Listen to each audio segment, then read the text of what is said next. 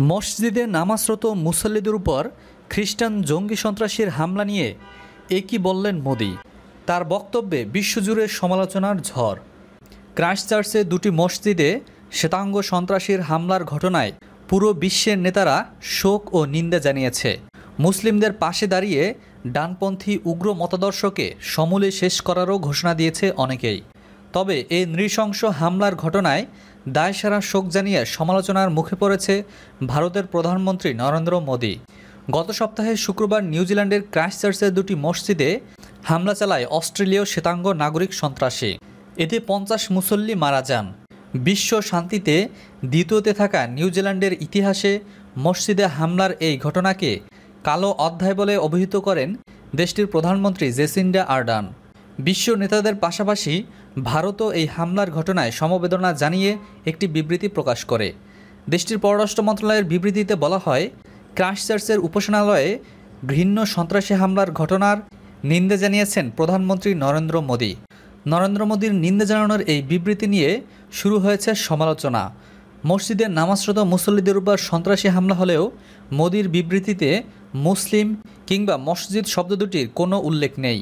যদিও অস্ট্রেলীয় বংশোদ্ভূত সন্ত্রাসী মসজিদের ভেতরে ঢুকে একেবারে কাছ থেকে আধা স্বয়ংক্রিয় রাইফেল দিয়ে মুসল্লিদের গুলি করে হত্যা করে। এদিকে পাকিস্তানের পররাষ্ট্রমন্ত্রী শাহ মেহমাদ কুরেশি ভারতের প্রধানমন্ত্রীর এই নিন্দা জানানোর ভাষার সমালোচনা করে বলেন, হামলার নিন্দা জানানোর বিবৃতিতে নয়াদিল্লি মুসলিম কিংবা মসজিদ শব্দটি ব্যবহারের সাহস দেখাতে পারেনি।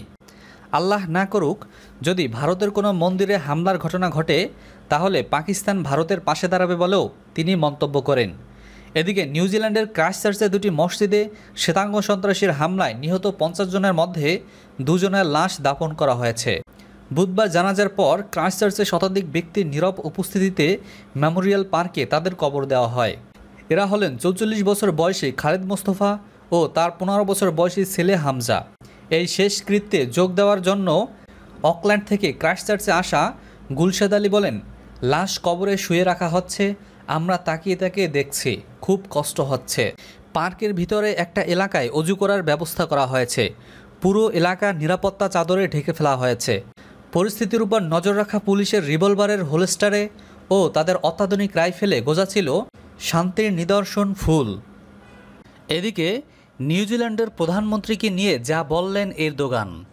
নিউজিল্যান্ডের প্রধানমন্ত্রী জাসিন্ডা আর্ডার্নের কাছ থেকে ইউরোপীয় নেতাদের সাহস, নেতৃত্ব ও আন্তরিকতা শেখার আহ্বান জানিয়েছেন তুরস্কের প্রেসিডেন্ট রিসেপ তাইয়েপ এরদোগান। মার্কিন গণমাধ্যম ওয়াশিংটন পোস্টের জন্য লেখা একটি নিবন্ধে এরদোগান ক্রাইস্টচার্চে হামলা সহ সমসাময়িক বিভিন্ন বিষয়ে আলোকপাত করেন। এরদোগান বলেন, একজন রাষ্ট্রপ্রধান হিসেবে আমি সবসময় বলে আসছি, সন্ত্রাসবাদ কোনো ধর্ম ও জাতিগোষ্ঠীর সঙ্গে সম্পৃক্ত কোনো বিষয় নয়। ক্রাইস্টচার্চের হামলাকারী খ্রিস্ট ধর্মকে কলঙ্কিত করতে চেয়েছিল বলেও মন্তব্য করেন এরদোগান।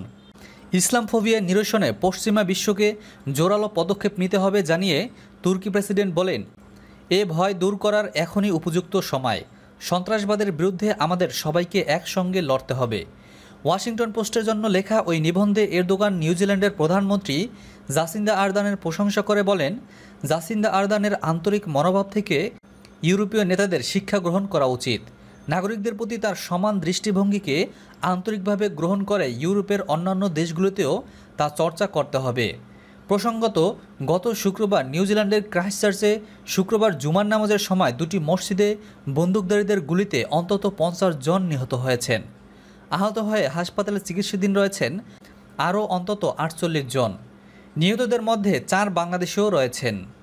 নিখোঁজ রয়েছেন আরও 7 বাংলাদেশি। ওই মসজিদে নামাজ পড়তে যাওয়ার সময় পথচারীর খবরে ভাগ্যক্রমে হামলা থেকে প্রাণে বেঁচে যান বাংলাদেশের ক্রিকেটাররা। নামাজরত অবস্থায় মুসল্লিদের উপর শ্বেতাঙ্গ বন্দুকধারীর চালানো স্মরণকালের ইতিহাসে বর্বরচিত এ হামলার ঘটনায় নিন্দার ঝড় বইছে বিশ্বজুড়ে। ভয়াবহ এ হামলার পর থেকে নিউজিল্যান্ডের সব ধর্মের মানুষ মুসলিম কমিউনিটির পাশে দাঁড়িয়েছেন। মঙ্গলবার দেশটির পার্লামেন্টের প্রথম অধিবেশন শুরু হয়েছে কোরআন তেলাওয়াতের মাধ্যমে। স্মরণকালের ইতিহাসের বর্বরচিত হামলায় নিহতদের প্রতি শ্রদ্ধা জানাতে আগামী থেকে দেশটির সরকারি বেতার ও টেলিভিশনে জুমার নামাজের আজান সরাসরি সম্প্রচারের ঘোষণা দেওয়া হয়েছে। শান্তির দেশে নৃশংস এ হামলার প্রতিবাদে দেশটির সব ধর্মের মানুষ আগামী শুক্রবার হিজাব পরে মুসলিমদের প্রতি সংহতি প্রকাশ করবে।